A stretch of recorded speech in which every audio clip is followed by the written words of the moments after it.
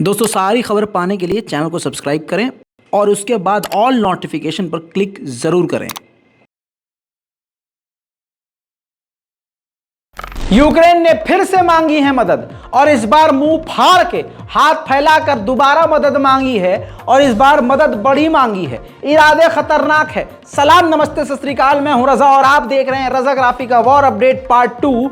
आपके सामने एक बार फिर से लेके आया हूं वॉर अपडेट की सारी बड़ी और ताजा जानकारी यह है जो सबसे बड़ी है कि ज़ेलेंस्की ने दुनिया से फिर से लॉन्ग रेंज के हथियार मांगे हैं। अब लॉन्ग रेंज क्यों? अब डिफेंस नहीं मांग रहा है कि हमें अपना बचाव करना है, अब वो रूस के अंदर तक हमला करने के लिए ज़ेलेंस्की दुनिया से हथियारों की भीख मांग रहे हैं।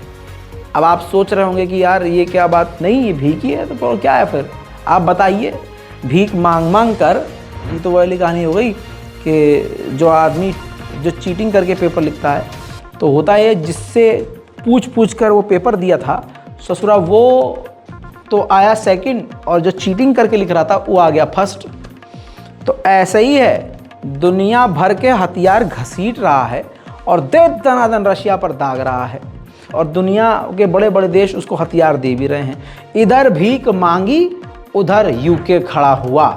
यूके में याद रखिएगा, बर्तानिया में, ब्रिटेन में हिंसक प्रदर्शन हो रहे हैं महंगाई के खिलाफ, सरकार के खिलाफ, और कह रहे हैं कि रूस पर पाबंदी मत लगाएं ब्रिटेन के लोग। और बर्तानिया क्या कह रहा है?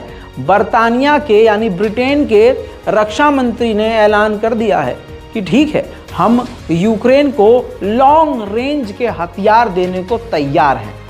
हो गया काम। इसीलिए कह रहे हैं कि ये जंग जहां पर रुक सकती है वहां तभी तो रुके जब ये बेगैरत हथियार देना बंद करें। उधर जब भीख मांगी तो और भी लोग सामने आए, अमेरिका भी आया। बाइडन ने ज़ेलेंस्की से फ़ोन पर बात करके वादा किया कि हम आपकी डिफेंस को और मजबूत करने के लिए काम कर रहे हैं। उधर भीख लेने के बाद भी ससुरे एहसान नहीं मान रहे। यूक्रेन के फॉरेन मिनिस्टर ने कहा है कि जर्मनी हमको डिफेंस सिस्टम नहीं दे रहा है, सिर्फ हॉविट्ज़र पे हॉविट्ज़र दिए जा रहा है। तो अबे क्या पेड़ में लगे हुए हैं हॉविट्ज़र, पैसा वैसा नहीं लग रहा है ससुर के नाती?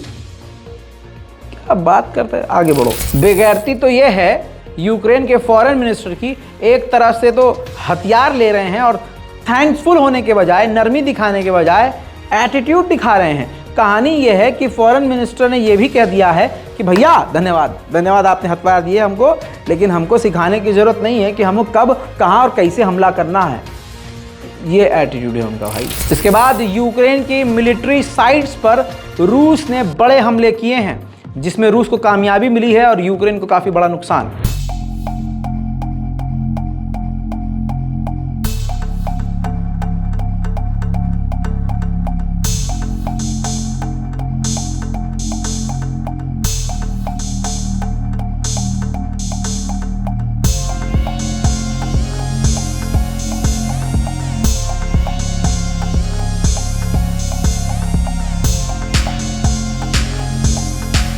एक बार फिर से जब भीख मांगी ही है ज़ेलेंस्की ने, तो यूरोपीय यूनियन ने 2 बिलियन यूरोज, 2 बिलियन, मिलियन नहीं, 2 बिलियन यूरोज फाइनल सैंक्शन कर दिए हैं यूक्रेन की मिलिट्री एड के लिए। रूस का वैगनर ग्रुप आपको मालूम है प्राइवेट सेना है, खतरनाक है, खौफनाक है, बहुत ही खूंखार तरीके से लड़ती है, लेकिन ये भी बुरी हालत में पहुंच गई है।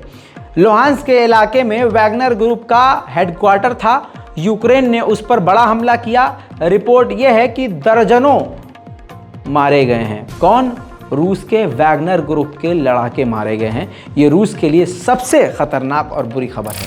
उधर रूस के T-72 एडवांस टैंक भी यूक्रेन के आगे फेल हो रहे हैं। यूक्रेन ने उन T-72 एडवांस टैंक को भी कागज की तरह उड़ा दिया है।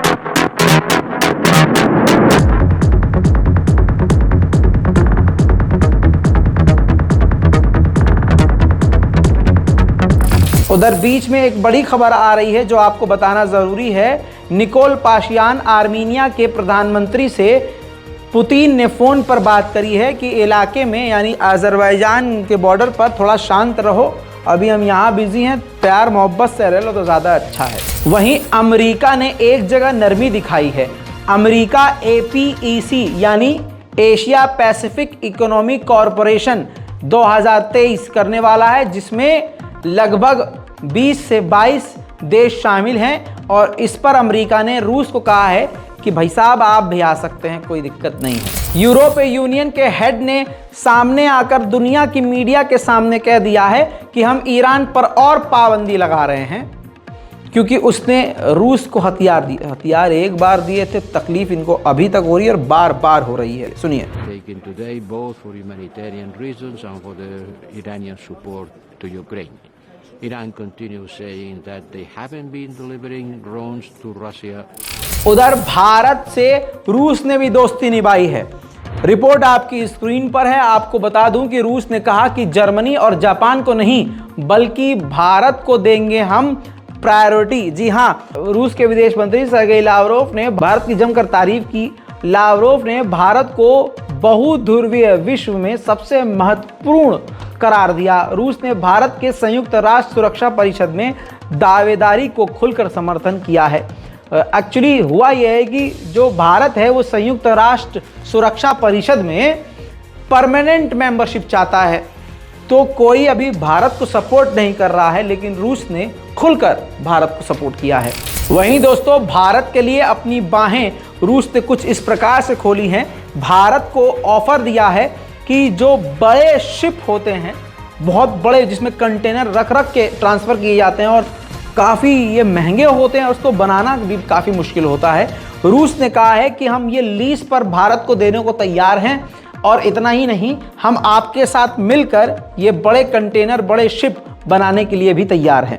अब आपकी स्क्रीन पर एक ग्राफ है। इस ग्राफ के जरिए समझिए कि कौन पहले कितना रूस से तेल ले रहा था और अब कितना ले रहा है। फरवरी के महीने में चाइना जो है 670,000 बैरल, 1000 बैरल ले रहा था, अब 1086 बैरल रोज का ले रहा है। अब इसके बाद भारत, तो आसान ज़बान में बता दूं तो चाइना रूस से बहुत पहले भी ले रहा था। ये गैस तेल आप देख रहे हैं, नीली वाली जो पट्टी है ये पहले की है और जो ऑरेंज है वो बाद की है। तो इसमें देखिए भारत मार्च के महीने में सिर्फ 68,000 बैरल एक दिन में खरीद रहा था और नवंबर आते आते 959,000 यानी 959,000 बैरल एक दिन में ले रहा है। यानी सभी देशों ने बढ़ बढ़ कर ये लिया। लेकिन देखिए मार्च तक आते आते America, Romania, Finland, UK, France और जर्मनी, इनकी पूरी सप्लाई बंद हो गई, लेना ही बंद कर दिया। और क्यूबा और यूएई ने कभी नहीं लिया था इनसे, लेकिन इस दौरान क्यूबा और यूएई ने भी इनसे खरीदारी की है। लेकिन दो बड़े देश चाइना और भारत ने सबसे ज़्यादा, अगर चाइना और भारत कंपेयर करेंगे तो अगर इतिहास देखा जाए तो चाइना ज़्यादा लेता था गैस और तेल रूस से, लेकिन इस बार भारत ने सारे रिकॉर्ड तोड़े हैं और सबसे ज़्यादा भारत ले रहा है। इसके बाद आपको तस्वीर दिखा दूं, ये देखिए रूस ने हॉविट्ज़र से यूक्रेन के कई इलाकों पर बड़े हमले किए हैं दोस्तों। उधर यूक्रेन की एयरफोर्स ने क्लियर कर दिया है कि कोई एविडेंस, कोई सबूत नहीं है कि ईरान की मिसाइलें दी हैं अभी तक रूस को, ऐसा अभी कोई सबूत नहीं है। लेकिन दूसरी तरफ इजराइल के ऑफिशियल ने कहा है कि ईरान प्लान कर रहा है कि कम दूरी की मिसाइल उसको बनाकर दी जाए रूस को, क्योंकि प्रेशर है दोनों तरफ से। दुनिया का प्रेशर है कि हथियार ईरान ना दे, पाबंदियां भी लग रही हैं, लेकिन दोस्ती निभाने के लिए उसको मिसाइल देनी भी होगी, जिसकी वजह से वो मिसाइलों की रेंज घटाकर रूस को देने की तैयारी कर रहा है। इसी के साथ रूस ने आर्टिलरी गन्स का इस्तेमाल करते हुए यूक्रेन पर कई जगह हमले किए हैं।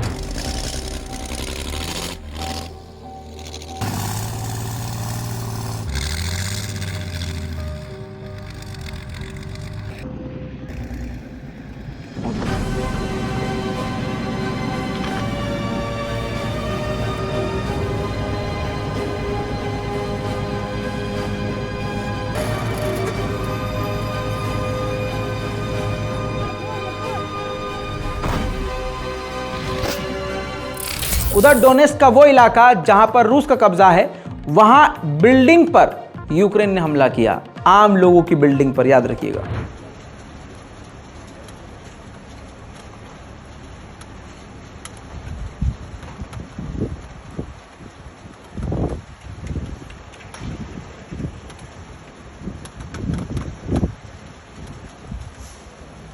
रूस की वॉर अपडेट में आज के लिए, अभी के लिए इतना ही। इस पूरी अपडेट के बारे में अपनी राय कमेंट में ज़रूर लिखिए, रिपोर्ट को शेयर कीजिए, दुआओं में याद रखिए। जय हिंद।